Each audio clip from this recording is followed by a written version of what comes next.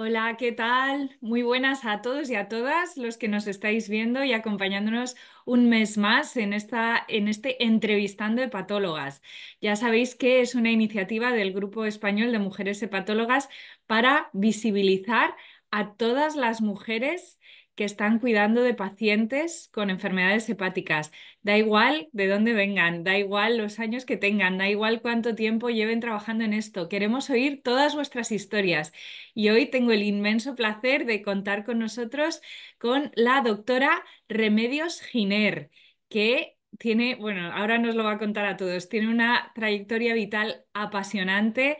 Empezó trabajando como internista, acabó trabajando como hepatóloga en el Hospital Arnau de Villanova y ahora nos lo va a contar todo. Lleva 7 años jubilada, así que nos va a poder aportar una visión y una perspectiva que poca gente, que poca gente sería capaz. Así que es un inmenso placer para mí poder, bueno, presentaros hoy a la doctora Remedios Giner. Reme, muchísimas gracias por estar hoy aquí con nosotros. Bueno, muchas gracias, Marta, y gracias por contar con los jubilados, que ya parece que ya no se nos ve, pero muchas gracias a todas y a todos los del equipo de patólogas. Bueno, pues un poco mi historia empieza en los años 70, mi relación con la medicina, y hay algo que yo quería un poco contaros porque los jóvenes esa época no la vivisteis. Yo empecé, ahora seguramente no hubiera podido estudiar medicina.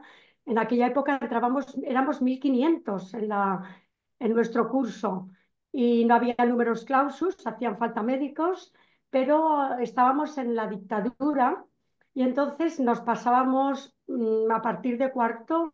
Hubo muchísimos follones en la universidad porque simplemente pedíamos hacer más prácticas, que se incorporasen el Hospital General de Valencia también para poder hacer prácticas, y las asambleas siempre eran cargas de la policía, detenciones, y la verdad es que fueron unos años muy convulsos, y os recomiendo a todas, que se lo decía Marta, que veáis la serie de las abogadas para que veáis que eso ha pasado hace poco.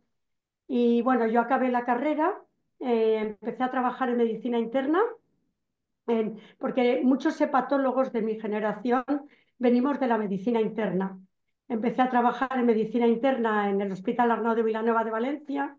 Cuando acabé la especialidad hice urgencias en Reus, luego trabajé de médico de familia, y ya volví, ya con la plaza de adjunto al Arnau, y ahí ya empecé a interesarme, la verdad es que enseguida, por unos enfermos que se nos morían enseguida. O sea, en los años 77, 80, llegaba un cirrótico al hospital y a los 2 años había muerto. No había ni virus delta, ni esclerosis de varices, empezaban las ecografías. En fin, mi vida profesional es la hepatología, porque he visto, empezábamos las reuniones en la Jiménez Díaz. Recuerdo María Buti cuando habló por primera vez del virus Delta. En fin, bueno, mi carrera profesional, yo he ido creciendo con todo esto porque tampoco había virus C, era no A no B. En fin, se morían los enfermos enseguida. Y ya poco a poco, la verdad es que mi profesión ha sido, mi vida profesional, apasionante, porque sobre todo los últimos años, cuando pude curar a enfermos que llevaban 20 o 25 años en mi consulta y les había dado interferón en monoterapia, terapia combinada de todo, y al final curarlos fue una cosa increíble. Bueno, no sé si es esto lo que te tenía que contar Y o... genial, eso es verdad eso que cuentas de, bueno, yo claro, yo soy mucho más joven, pero recuerdo en la consulta cuando empezaron los antivirales directos, ¿no? O sea, la emoción de pues, los pacientes F4 que llevaban un tiempo, que casi habían perdido toda esperanza y de repente después de 2 semanas de tratamiento les enseñas, mira, ya tienes las transas normales. Y me acuerdo de una chica de 40 años que se nos saltaban las lágrimas a las dos. Y eso yo que llevaba 2 años en el hospital, no quiero ni pensar lo que debió de ser para ti. Es que has vivido muchísimas Todo. revoluciones en medicina, Sí, ¿no? O sea, fíjate, desde el descubrimiento del virus C hasta la cura del virus C, es como Sí. increíble. Además, muchos los había machacado durante 20 años. Esta vez se cura, esta vez se cura. No se preocupe, que antes de jubilarme le voy a curar. Y realmente fue muy emocionante, muy, muy emocionante, muy emocionante. Y recuerdas, aparte de lo del virus C, que es como, claro, es una auténtica locura, ¿recuerdas alguna otra revolución en términos médicos que hayas vivido a lo largo de tu Sí, experiencia? mira, hay algo también muy importante y os recomiendo un libro a los médicos jóvenes, que es cortito, que se llama Los hijos dormidos. Y otro momento muy, muy apasionante y muy duro en la historia nuestra de los médicos jubilados fue el SIDA. El SIDA, como nosotros era medicina interna, fue una época, sobre todo final de los 80, todo gente joven, con muchas infecciones, que se morían. Las guardias eran muchas veces de llorar, porque además era un enfermo, era otro amigo de la pandilla. Esa fue una época muy, muy dura y muchos, por supuesto, tenían hepatitis B, hepatitis C, hepatitis delta. Algunos se morían de cirrosis, sangrando por varices y todos muy jóvenes. Y fue muy emocionante también cuando empezaron los antivirales. Al principio se les daba, yo lo viví mucho porque además una hermana mía murió de SIDA, pero al estar en medicina interna teníamos muchos pacientes y en un hospital pequeño como donde trabajaba yo, en los comarcales, se veía de todo y en las guardias también hacías guardias de interna y realmente fue una época que yo creo que vosotros no la conocéis bien y lo describe muy bien ese libro, Los hijos dormidos, y te describe muy bien cómo se descubre el virus, cómo se les marginaba a estos enfermos en el hospital. Te recuerdo que la historia clínica tenía un puntito rojo para que supiéramos que ese enfermo igual era contagioso. Se habla poco de esto, pero sí, han muerto 40 millones de personas y realmente sí que en mi trayecto profesional es algo que me impactó y todavía cuando lo recuerdo digo, qué horror, cuánta gente joven murió, en fin, y gracias a los antivirales todavía están vivos muchos. Has hablado del estigma del HIV en su momento. ¿Tú crees que en la actualidad todavía tenemos estigmas, no necesariamente con las enfermedades virales, que todavía un poco, pero con cosas como el alcohol o tal? ¿Tú crees que todavía hay mucho de esto? Mira, con las hepatitis, ahora menos porque se han curado, pero muchos pacientes te decían, por favor, no diga nada en la historia, yo no me quiero tomar la baja por el estigma. Con el alcohol hay muchísimo estigma, por supuesto. Y incluso entre los mismos médicos. A mí me han gustado los alcohólicos siempre, no sé, tenía bastante paciencia. Yo no soy una persona muy paciente, pero con los alcohólicos siempre he entendido que la enfermedad es el alcoholismo y, y muchos médicos los rechazan, incluso, ya te digo, los médicos o los familiares. Entonces, no sé si a mí me pasaba mucho cuando venía una urgencias, decía, no, no, yo, por favor, llame a la doctora Giner, porque a veces ya directamente pues lo mandan a casa, viene borracho, pero hay que entender que esa es su enfermedad es el alcoholismo. Y yo creo que sí que hay estigma. Y luego con algunos tipos de hepatitis también hay estigma y la gente tiene miedo todavía a contagiar la hepatitis C por convivir en casa y les explica, bueno, ahora la C ya no, pero la B, por ejemplo, que si están vacunados no pasa nada. Mujeres embarazadas que tienen. Entonces yo creo que es muy importante, o incluso pacientes que tienen enfermedades autoinmunes, lo del hígado siempre huele mal, no sé.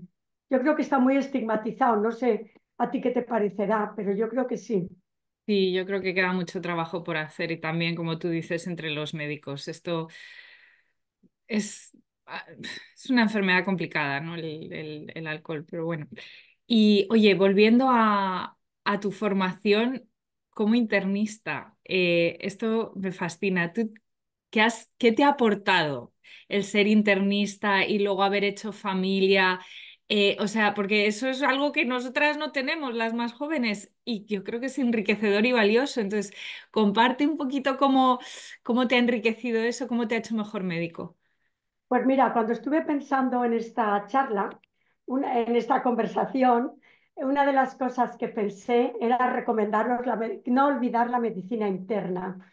A mí había una cosa no me molestaba, pero cuando llegabas, por ejemplo, a ver a un paciente, eh, yo qué sé, cirrótico, que estaba ingresado por una neumonía, había como 5 hojas de interconsulta, que sea al nefrólogo, que sea al endocrino, que sea al cardiólogo. Entonces, yo en muchas cosas me sentía muy segura y pienso además que lo bonito de la hepatología es la medicina interna, pura y dura, porque el enfermo de hígado tiene de todo. Y el otro día volví a leer un artículo de Miguel Bruguera sobre la historia de la hepatología, donde la mayoría de los mayores venimos de ahí, de la medicina interna, y yo pensaba, es que no sé por qué tiene que ser de digestivo o de interna, realmente creo que el hepatólogo tiene que tener muy buena formación de medicina interna, porque no sé, yo creo que es poco. A ver, cuando el enfermo ya se complica mucho, mucho, llamas al nefrólogo o al endocrino, pero muchas cosas, sabiendo un poco de medicina interna, las puedes resolver. Bueno, esto lo digo, pero también la medicina cada vez está más complicada. Cada vez es más complicada y más compleja, pero yo creo que sobre todo los que hacen trasplante deberían saber muchísima medicina interna. Creo yo. No sé. No Y sé tú qué esto, opinas. sí, estoy de acuerdo, pero la siguiente pregunta es ¿cómo conseguimos esto, por lo menos en España, con el modelo que tenemos montado? Porque en otros países se hace una troncaridad interna y luego haces especialidades y subes. Yo ahora estoy en Estados Unidos. Aquí todo el mundo hace 3 años, es un poco distinto. Se hacen 3 años en medicina interna y luego haces gastro, que son otros 3 años, y luego si quieres haces otro fellow de 1 año de Mm, trasplante. O sea, esa es, por ejemplo, para mm, ser trasplantólogo, esa es la vía. sí, Y claro, en España yo creo que nos formamos muy bien, pero nos formamos a toda pastilla. sí, En 4 años terminas la carrera, haces el MIR y en 4 años flying free de gastro general y no hay, y es verdad, bueno, ahora están con lo de no las competencias y todo esto y hacer exámenes pero no hay una formación específica, por ejemplo, en trasplante y mi residencia fueron pues, hombre, de R1 rotas por todas partes, rotas en interna, en cardio, etcétera, etcétera, pero no haces, es un poco distinto, te focalizas mucho. Luego al final tienes que ir aprendiendo pues, porque no te queda más remedio, ¿no? Y como tú dices, la cirrosis es absolutamente sistémica y tienes que ir aprendiendo porque no te queda más remedio. Pero, ¿tú qué opinas de esto? ¿Qué modelo prefieres?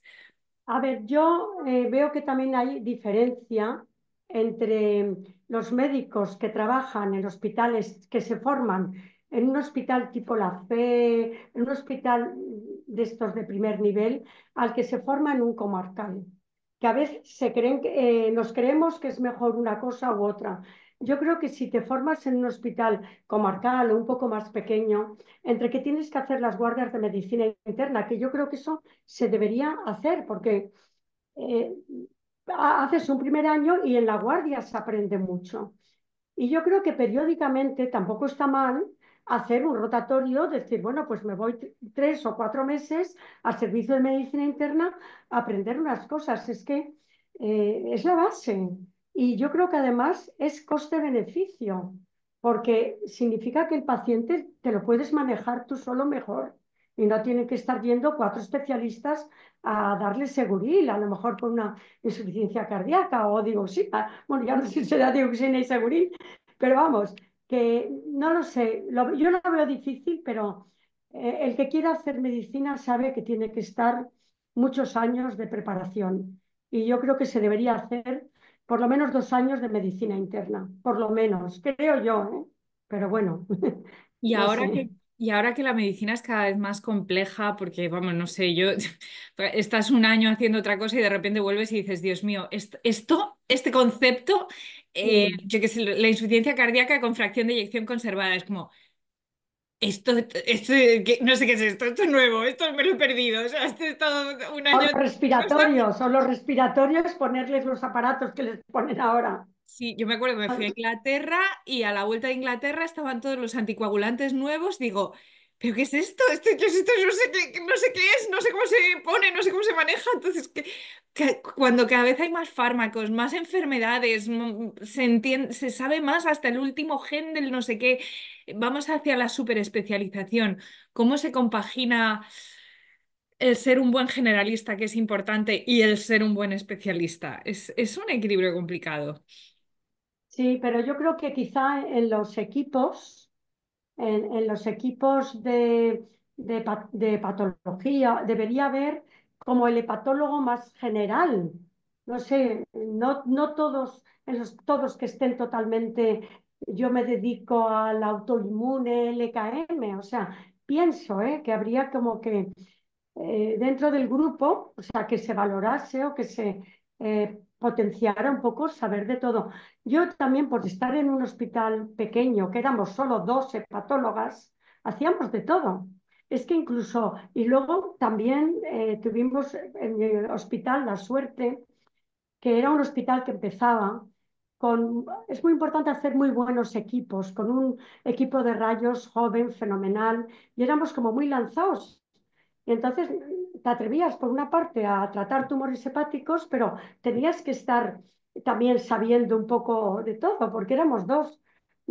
Pienso que esto no es lo mejor, yo lo he pasado mal muchas veces, pero, pero realmente hay que potenciar el que un poco también que se sepa de todo. Antes, desde luego, no nos quedaba más remedio. Eso es así. Sí. ¿Y Sí. qué opinas de los equipos multidisciplinares? ¿Podrían ser como una solución intermedia? Perdona, no te he oído. Los equipos multidisciplinares. Yo creo que sí, y dentro del equipo multidisciplinar, el hepatólogo un poco más generalista, Mm. que sean los que estén en la sala, un poco el más generalista, ¿no? Porque al final es verdad que estamos muy presionados por publicar, estáis presionados por publicar, por ser los número uno, pero hay que ser eficaz también, hay que buscar la eficacia. Y no todo es publicar y ser el número uno y la excelencia, eso es muy importante, pero tenemos allá los enfermos que tenemos que resolverles el problema y dedicarles tiempo. Sí, No sé, quizá una de las soluciones es que haya más gente en los equipos eso también. y tener muy buen apoyo del servicio de medicina interna. Igual tener un internista amigo que te vaya un poco llevando de la mano, no sé. Sí, siempre un buen internista a una llamada de teléfono es fundamental. Es fundamental. Un Efectivamente. internista y un cirujano cerca es fundamental. Sí, sí.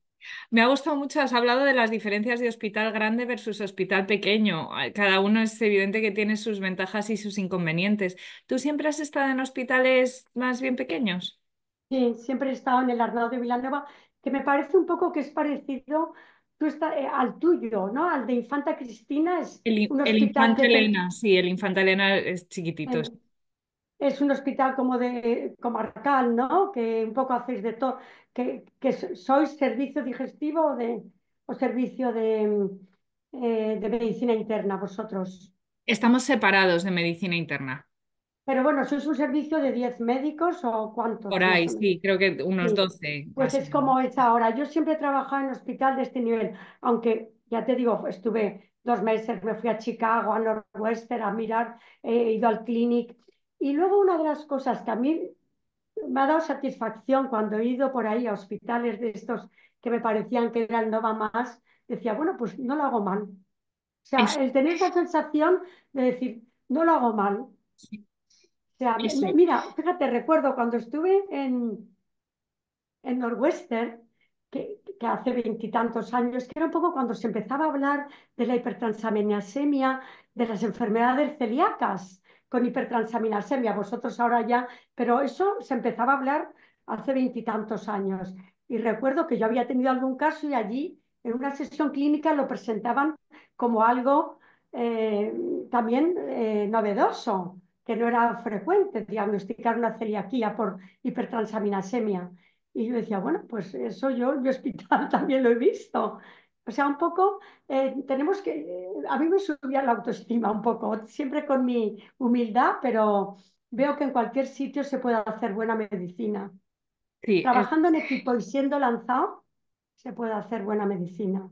es verdad, yo he tenido la misma sensación con frecuencia. Yo lo que veo es, no sé, que tengo la sensación de que muchas veces vamos acomplejados, ¿no? A veces por el mundo y tal, y luego sales y dices, joder, pues es que salimos muy bien formados, tenemos mucho sentido común, hacemos las cosas muy bien, somos muy eficientes. Sí. Y luego en todas partes cuecen habas, ni todos los sitios son absolutamente perfectos, y el que la duda que tiene uno la va a tener todo el mundo en general. O sea que eso estoy completamente de acuerdo con eso que has dicho. Mira, yo ahí veo una cosa fundamental, los que estamos en un sitio más pequeño, con menos recursos. Yo siempre he sido muy preguntona. O sea, cuando algo no lo tenía claro, cogía el teléfono y llamaba o a la FE, o incluso mandaba un email a los del clinic. A veces he tenido, y la gente te ayuda, te lo resuelve. O sea, no hay que tener vergüenza de preguntar ni de, porque al final todos tenemos dudas y lo importante es resolverle el problema al enfermo. Sí, Y tenemos que tener, yo eso sí que me gustaría transmitirlo a todos los jóvenes, nos tenemos que ayudar y no puedes decir no me toca, este no me lo mandes, no, sabes, nos tenemos que ayudar. Yo recuerdo también las discusiones, y eso antes, al principio del trasplante, con los médicos de la fe, cuando el límite era 60 años. Y yo me acuerdo que con el cirujano, pero hombre, pero mírale la cara, claro, yo ahora tengo 72 y digo, y si a mí necesito un trasplante no me lo harían, no sé, ahora creo que sí, pero en aquella época, y entonces a veces cuando te pones a pelear, aunque vengas de uno pequeño con un poco de... oye, tú mira al enfermo, mírale la cara, aunque tenga 65 parece, y sí, yo creo que no hay que acobardarse. No sé efectivamente. si me enrollo mucho, Marta. No, no, no, genial, sí, me encanta. No, o sea, es que es maravilloso escucharte y es lo de siempre, que cada una puede aportar su visión, su grano de arena ¿no? Y su experiencia, que es lo bonito de esta iniciativa. ¿Tú cómo Mira, ves? Marta, en lo de no acobardarse, otra experiencia que tuve, nosotros teníamos la suerte de que los radiólogos, aparte de amigos, eran geniales, muy atrevidos. Y entonces, aún recuerdo que era principio de los 80, 80 y algo, y los cirujanos eran jóvenes también y valientes. Y teníamos una mujer con un acceso hepático, años 80, que ni habríais nacido y pinchar un hígado era como una locura. Y ahí todos mirando los libros y al final nos atrevimos. Yo creo que hicimos el primer drenaje de un acceso hepático antes que a lo mejor en la FE o en el hospital clínico, porque entre todos veíamos que estábamos ahí todos cogidos de la mano, pero viendo que eso lo teníamos que intentar hacer y con un buen equipo se puede. Yo Sí, creo que, sí. y con ilusión y un libro al lado, ¿eh? Sí. No, te digo, volviendo a cosas ya así de la medicina interna y volviendo a cosas de la medicina, cómo he vivido yo el cambio. Una de las cosas eran las hemorragias por varices, la de Senstaken que poníamos, porque no había ni bandas, ni ligadura, ni betabloqueantes, que eso sí que fue un milagro. Y recuerdo en la guardia también ahí con otro compañero, a ver, estira la tracción con el Harrison mirando, yo qué sé. Bueno, ahora está todo mejor, ¿eh? Más fácil, pero que Poco poco a espacio, poco se claro. va, ¿Y hay tú que lanzarse. echas de menos la clínica, que llevas 7 años? Mucho, mucho, me dio mucha pena y además vivo en un pueblo que es de mi zona y me encuentro muchas veces a pacientes míos.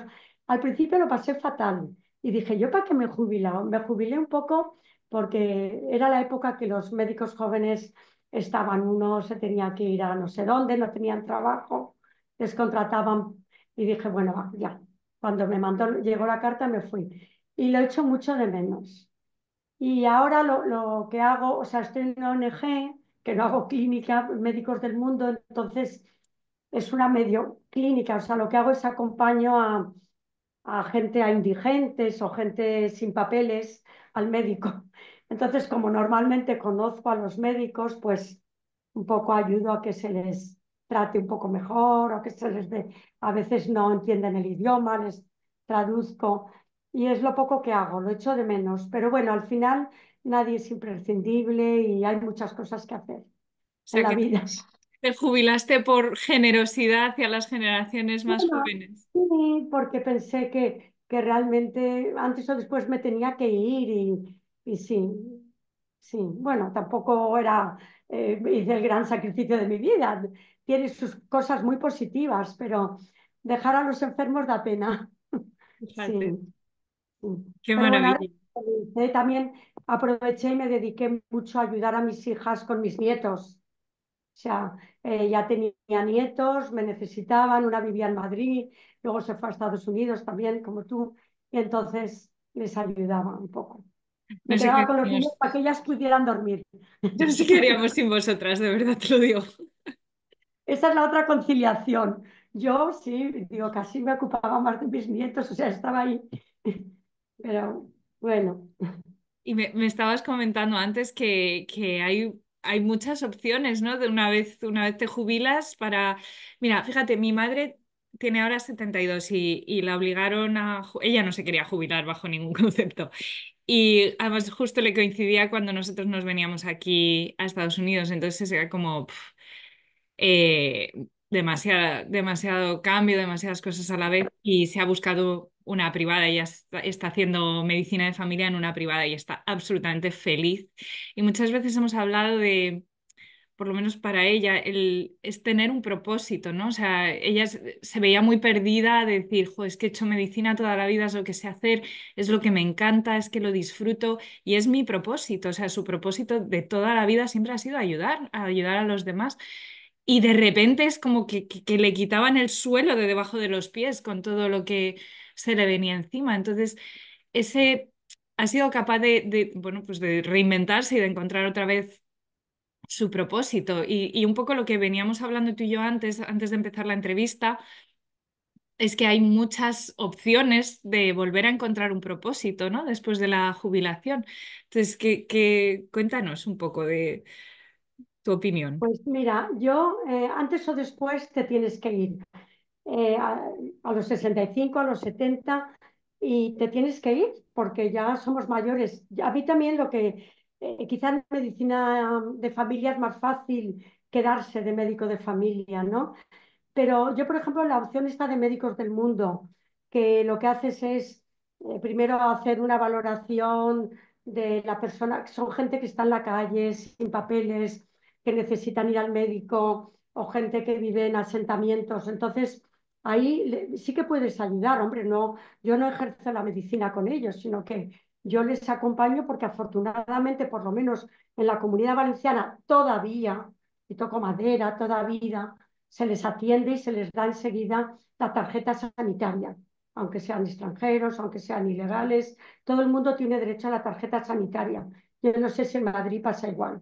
Entonces, por lo menos les acompañas y haces un poco que vayan al médico y a veces situaciones dramáticas como la última, una mujer alcohólica que estaba en la calle con un cáncer de vulva que no le querían dar tratamiento porque realmente no te van a dar quimio y luego irte a la calle. Pues en la ONG le han conseguido un sitio donde estar. Yo fui, hablé con el médico un poco, intercedí por ella. Dije que vamos a buscar un sitio, por lo menos darle radioterapia porque era un tumor horrible, o otra chica alcohólica, en fin, que se pueden hacer cosas. Y yo otra cosa que también hago en esta ONG son charlas sobre alcohol, sobre drogas, sobre enfermedades de transmisión sexual. Y ahora, no sé si tenéis en Madrid, están los consejos de salud de los pueblos. O sea, en los pueblos tiene que haber un consejo de salud.